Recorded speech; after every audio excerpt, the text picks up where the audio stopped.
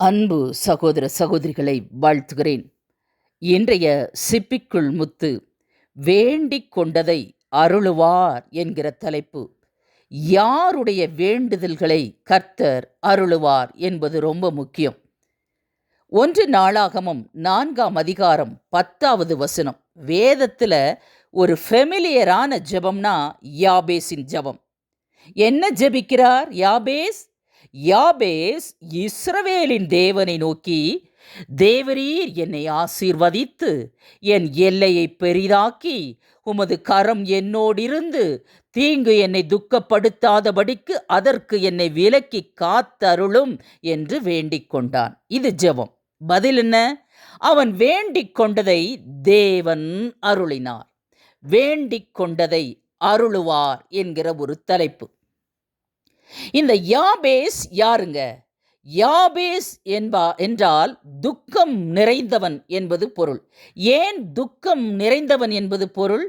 தாய் அவனை துக்கத்தோடே பெற்றேன் என்று சொல்லி யாபேஸ் என்று பெயரிடுகிறாள். துக்கம்னு ஒரு மனுஷனுக்கு பேர் இருந்தா அவன் எவ்வளவு துக்கமாக இருந்திருப்பான். எல்லாரும் பார்க்கிறவங்க எல்லாரும் துக்கம் வர்றான், துக்கம் போறான், துக்கம் இங்க வா என்று கூப்பிட்டு இருப்பார்கள் பாருங்களேன்.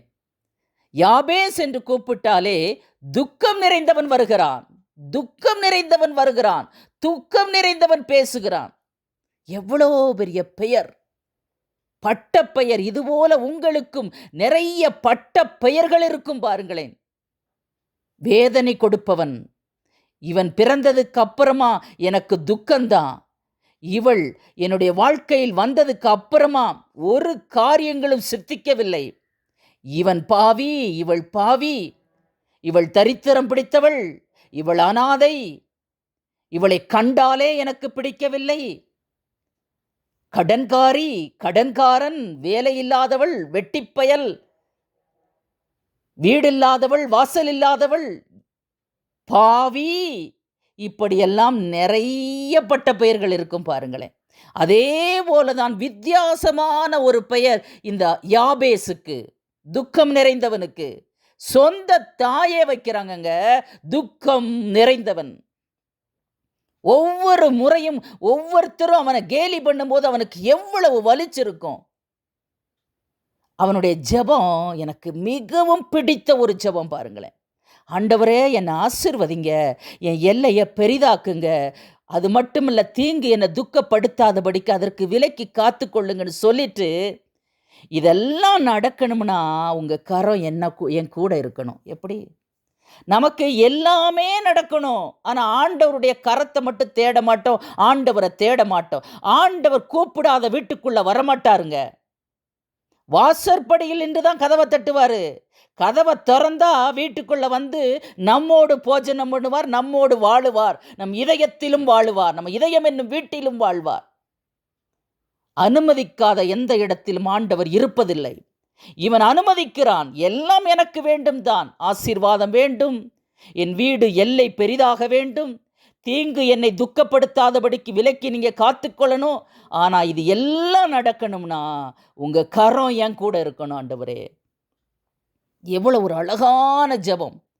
இவனோடு தேவனுடைய கரம் இருந்ததினால்தான் 1 நாளாகமம் 4:9 யாபேஸ் தன் சகோதரரை பார்க்கிலும், சகோதரனை பார்க்கிலும் என்றல்ல, சகோதரரை பார்க்கிலும், சகோதரர்கள் இருந்திருக்கிறார்கள், கனம் பெற்றவனாயிருந்தானாம் யாபேஸ்.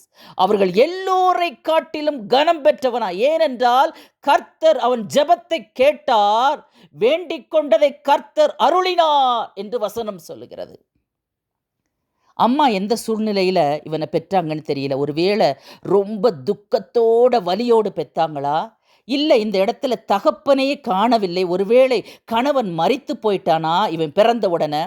இப்படித்தான் யாராவது பிறந்த உடனே ஏதாவது நடந்துட்டா மக்கள் அவர்கள் மேல்தான் பழியை போடுவார்கள் பாருங்களேன். ஒரு காரியம் சித்திக்கவில்லை என்று சொன்னால் மனைவி மேலே பழி, ஒரு காரியம் நடக்கவில்லை என்றால் மகன் மீது, மகள் மீது பழி, மருமகள் மீது பழி.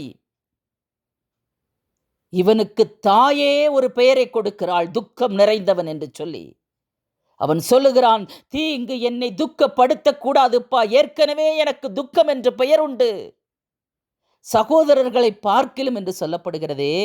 அப்போ சகோதரருக்கு தெரிஞ்சிருக்கும் ஏன் அம்மா துக்கம்னு பேர் வச்சாங்க இந்த யாபேசுக்குன்னு சொல்லி. எனவே இந்த சகோதரர்கள் கேலி கிண்டல் பண்ணியிருக்கலாம். துக்கம் வர்றான், துக்கம் வர்றான், துக்கம் வர்றான், துக்கம் போகிறான், துக்கம் சாப்பிட்றான். எப்படி இருந்திருக்கும் வலிகள்? நீங்களும் அந்த வலியை தாண்டி வரலாம்.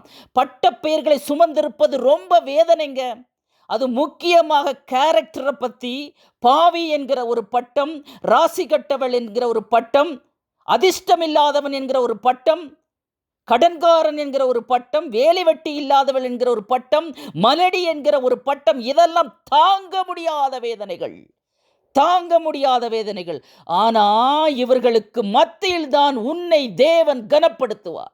யாபேஸ் தன் சகோதரரை பார்க்கிலும் கனம் பெற்றவனாக இருந்தான். இந்த யாபேஸ் ஒரு ஜெப வீராங்கனங்க.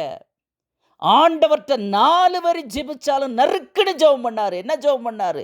ஆசீர்வதியும், எல்லையை பெரிதாக்கும், அதாவது தீங்கு என்னை துக்கப்படுத்தாதபடிக்கு விலக்கி காத்தருளும்னு சொன்னவர். இதுக்கெல்லாம் நடக்கணும்னா உங்க கரம் என் கூட இருக்கணும் ஆண்டவரே. நீங்கள் என்னைக்காவது இப்படி ஜெபிச்சிருக்கீங்களா? எல்லா விண்ணப்பங்களையும் வைப்பீங்க. உங்கள் கரம் என் கூட இருக்கணும், நீங்கள் என் கூட இருக்கணும். ஆண்டவர் நம்மோடு கூட நம்முடைய வீட்டிலே, நம்முடைய இதயத்திலே தங்க வேண்டும் என்று சொன்னால் அந்த இதயம் சுத்திகரிக்கப்பட்டிருக்க வேண்டும், அலங்கரிக்கப்பட்டிருக்க வேண்டும், பரிசுத்தமாக இருக்க வேண்டும். அப்பொழுதுதான் அந்த வீட்டுக்குள்ள நம்ம ராஜாதி ராஜா உட்காருவார். இல்லைன்னா எழும்பி போயிடுவாருங்க. நிறைய பேர் அவரை வெளியே அனுப்பிவிட்டு சும்மா இருந்து கொண்டு ஆசீர்வதிங்க ஆசீர்வதிங்க ஜெபிச்சா எப்படிங்க ஆசீர்வாதம் வரும்? அவர் நம்மோடு கூட இருக்க வேண்டும். யோசேப்போடு கர்த்தர் இருந்தார், அவன் காரிய சித்தி உள்ளவனானான் என்று ஆதியாகமம் 39:2 சொல்லுது. காரியங்கள் எல்லாம் சித்திக்க வேண்டும் என்று சொன்னால், தொட்ட காரியங்கள் எல்லாம் துலங்க வேண்டும் என்று சொன்னால் கர்த்தர் நம்மோடு கூட இருக்க வேண்டும். அவருடைய கரம் நம்மோடு கூட இருக்க வேண்டும். ஆதியாகமம் 39:21 நீங்க வாசிச்சீங்கன்னா, கர்த்தர் யோசேப்போட இருந்து அவன் மேல் கிருபை வைத்து சிறைச்சாலை தலைவனுடைய தயவு அவனுக்கு கிடைக்கும்படி செய்தார். ஒரு மனுஷனோட ஆண்டவர் இருந்தாதாங்க அவர் கரம் செயல்படும். ஒரு மனுஷனோட ஆண்டவர் இருந்தா கிருபை கிடைக்கும், தயவு கிடைக்கும், மேன்மை கிடைக்கும், ஐஸ்வர்யம் கிடைக்கும். எல்லாத்துக்கும் மேல பாவம் நம்மளை அணுகாதுங்க. கர்த்தர் அவனோட இருந்தபடியினாலும், யோசேப்போட இருந்தபடியினாலும் அவன் எதை செய்தானோ, எதை தொட்டானோ எல்லாம் வாய்க்கும்படி செஞ்சார் ஆண்டவர். தொட்டதெல்லாம் தொலங்குச்சுங்க, காரியங்களெல்லாம் சித்திச்சுங்க. சித்தி, அந்த காரிய சித்தி எப்போ வரும் தெரியுமா? ஆண்டவர் நம்மோடு கூட இருக்க வேண்டும். பாருங்களேன், தாவீது தன் செய்கைகளை எல்லாம் புத்திமானாய் நடந்தானா. என்ன காரணம் தெரியுமா? கர்த்தர் அவனோட கூட இருந்தார். 1 சாமுவேல் 18:14 சொல்லுகிறது, தாவீது நாளுக்கு நாள் விருத்தி, மேன்மேலும் ஐஸ்வர்யம், மேன்மேலும் ஆசீர்வாதம். காரணம், சேனைகளின் கர்த்தர் அவனோட கூட இருந்தார். அவனும் சேனைகளின் கர்த்தரை தன்னோடு கூட வைத்துக் கொண்டான். நாளுக்கு நாள் தன் ஆத்துமாவை விருத்தி அடைய பார்த்து கொண்டான். உமக்கு என்ன பிரியம் ஆண்டவரே, என்ன பிரியம் ஆண்டவரே, என்னுடைய ஆத்துமாவை கழுவியருளும், என்னை சுத்திகரித்தருளும். தன் ஆத்துமாவை நாளுக்கு நாள் விருத்தியடை செய்ததினாலே அவனுடைய வாழ்க்கை நாளுக்கு நாள் விருத்தி அடைந்தது. பாருங்களேன். இப்ப சொல்லுங்களேன், யாபேஸ் தன் சகோதரரை பார்க்கிலும் கனம் பெற்றவனாய் இருந்ததற்கு காரணம், துக்கம் நிறைந்தவன் என்று துக்கத்தை சுமந்து கொண்டு அலைந்தவன் கனம் பெற்றவனாய் மாறினதற்கு காரணம், பட்ட பெயரெல்லாம் ஆண்டவர் உடைத்து நொறுக்கி, துக்கம் என்கிற பட்ட பெயரை உடைத்து நொறுக்கி சகோதரர்களுக்கு மத்தியிலே கனம் பெற்றவனாய் வைத்ததற்கு காரணம், யாபேசோடு கர்த்தருடைய கரம் இருந்தது. பாருங்களேன், உங்களோடு கர்த்தருடைய கரம் மட்டும் இருந்தால் போதும், நீங்களும் கனம் பெற்றவர்கள்தான். எந்த இடத்துல கனவீனப்படுத்தப்பட்டீங்களோ, அவமானப்படுத்தப்பட்டீங்களோ, பட்டப்பெயர்கள் கொடுத்தார்களோ, உங்களை உதாசீனம் செய்தார்களோ, அவமானம் செய்தார்களோ, நிந்தித்தார்களோ, அதே இடத்தில் கனம் பெற்றவர்களாய் தேவன் உங்களை வைப்பார். எப்போ தெரியுமா? ஆண்டவருடைய கரம் உங்களோடு இருக்க வேண்டும்.